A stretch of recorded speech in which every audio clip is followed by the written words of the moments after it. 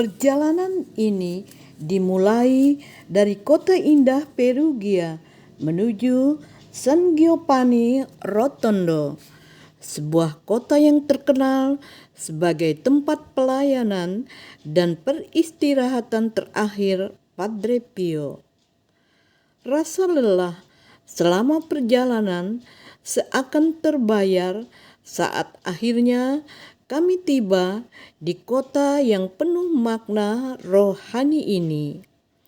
Setibanya di sana, kami langsung mengunjungi Sanctuary of Saint Pio of Petrelcina, gereja megah yang menjadi pusat ziarah umat Katolik dari seluruh dunia.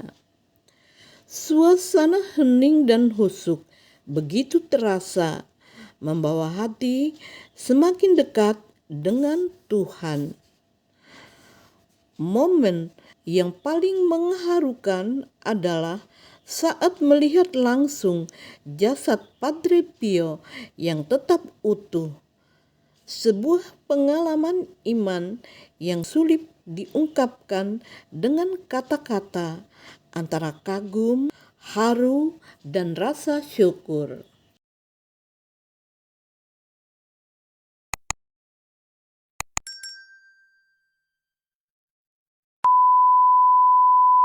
Di Perugia terasa begitu tenang. Udara sejuk menyapa, ditemani aroma kopi hangat dan roti yang baru dipanggang. Sambil menikmati sarapan sederhana namun penuh rasa, hati terasa damai, seolah memberi energi baru untuk perjalanan hari ini. Di sela tawa dan obrolan ringan, terselip rasa syukur bisa menikmati momen kecil yang begitu berarti. Perut sudah terisi, semangat pun kembali penuh. Saatnya melanjutkan perjalanan menuju San Giovanni Rotondo dengan hati yang ringan dan harapan akan perjalanan rohani yang semakin mendalam di tempat tujuan. Di tengah perjalanan panjang, kami akhirnya mampir sejenak untuk makan siang. Rasa lapar terbayar lunas dengan hidangan hangat yang menggugah selera. Menu makan siang hari itu, saya mengambil kentang goreng, buncis, dan ikan. Suasana santai, obrolan ringan, dan tawa kecil membuat perjalanan terasa semakin menyenangkan. Di sudut tempat makan, saya melihat tulisan Prega Lasciare Itapoli Politi. Ternyata itu bahasa Italia yang artinya kira-kira mohon tinggalkan meja dalam keadaan bersih. Jadi setelah selesai makan, kita diharapkan merapikan meja sendiri. Sebuah kebiasaan sederhana yang menunjukkan rasa hormat dan kebersihan bersama.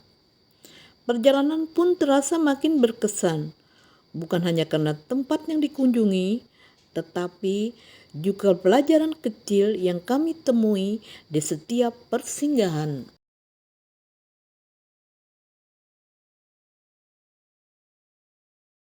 Pakai tempe sama kentang. Hai, ini YouTuber ya? Iya Ini dong. YouTuber nih kebanyakan ngerekam nih, telat jadinya tadi pagi nih. Iya.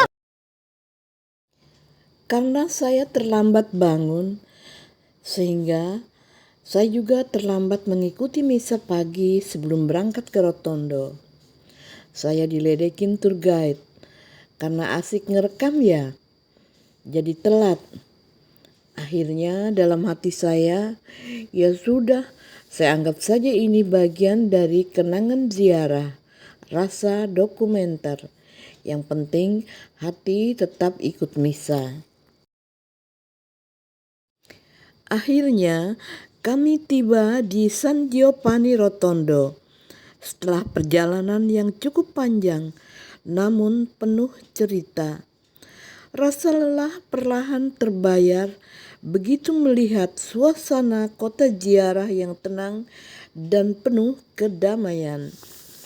Kami pun langsung menuju tempat menginap di Centro di Spiritualita Padre Pio.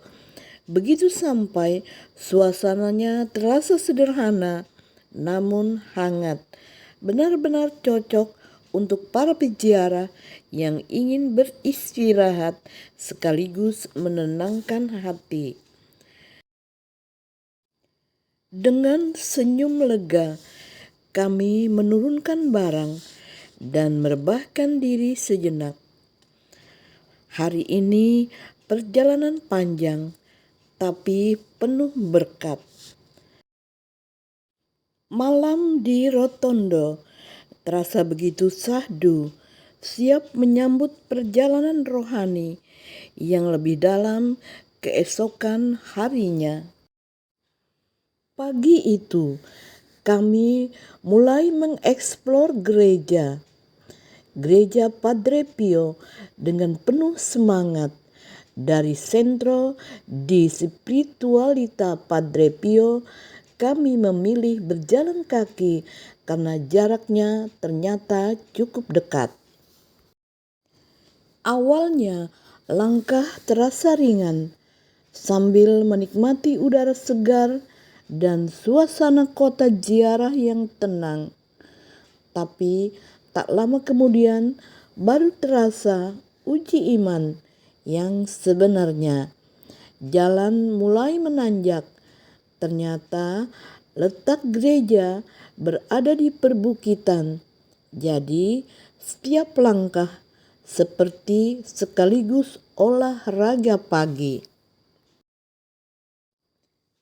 Di tengah napas yang mulai tersengal, kami saling menyemangati dan sesekali tertawa.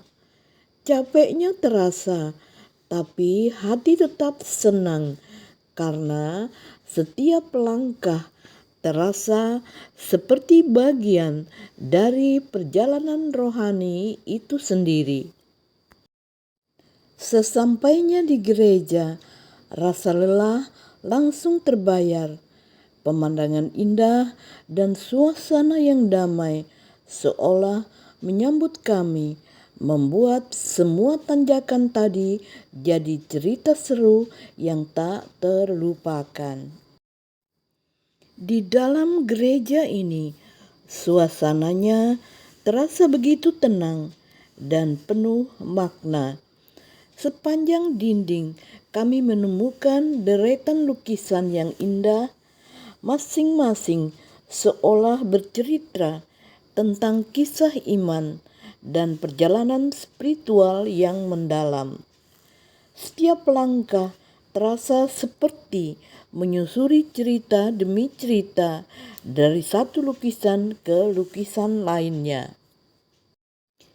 Kami pun berjalan perlahan, sesekali berhenti untuk mengagumi detailnya warna-warna yang lembut, ekspresi yang begitu hidup, dan pesan yang terasa sampai ke hati. Rasanya bukan sekedar melihat lukisan, tapi seperti diajak masuk ke dalam kisah yang mereka gambarkan. Di tempat ini bukan hanya mata yang dimanjakan, tapi juga hati yang ikut disentuh. Sebuah perjalanan sederhana namun begitu berkesan. Kami berjalan berbaris dengan tenang, langkah demi langkah mendekat ke tempat peristirahatan Padre Pio. Suasana hening, hanya doa yang terucap dalam hati. Saat tiba dan berdiri tepat di depannya, ada rasa haru yang sulit dijelaskan, seakan waktu berhenti sejenak dan hati diajak untuk lebih dekat kepada Tuhan.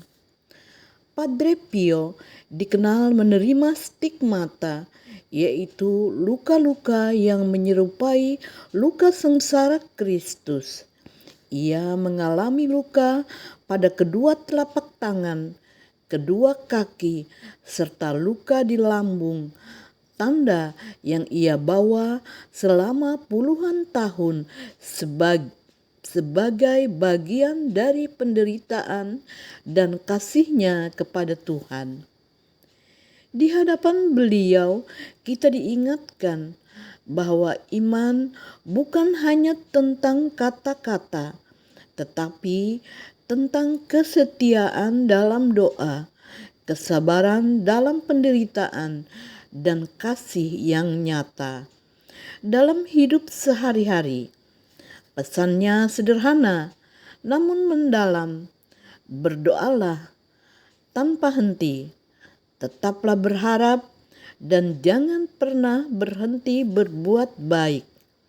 Momen ini bukan hanya tentang melihat, tetapi merasakan bahwa di tengah segala pergumulan hidup selalu ada kekuatan ketika kita berserah dan percaya. Perjalanan kami ke San Giovanni Rotondo untuk mengunjungi gereja Padre Pio akhirnya sampai di penghujung cerita. Dari setiap langkah, setiap doa, hingga setiap momen baru yang kami rasakan di dalam gereja, semuanya menjadi pengalaman yang tak terlupakan. Tempat ini bukan hanya sekedar tujuan perjalanan, tetapi juga ruang untuk menemukan ketenangan, memperkuat iman, dan merenungkan arti kehidupan. Semoga perjalanan singkat ini bisa menjadi berkat, bukan hanya untuk kami, tetapi juga untuk siapapun yang menyaksikannya. Jika hati terasa lelah, ingatlah selalu untuk kembali kepadanya, karena di sanalah kita menemukan damai yang sejati. Terima kasih sudah mengikuti perjalanan kami. Jangan lupa untuk like, comment, and subscribe agar kita bisa terus berbagi kisah perjalanan iman dan keindahan dunia bersama. Sampai jumpa di perjalanan berikutnya. Bye.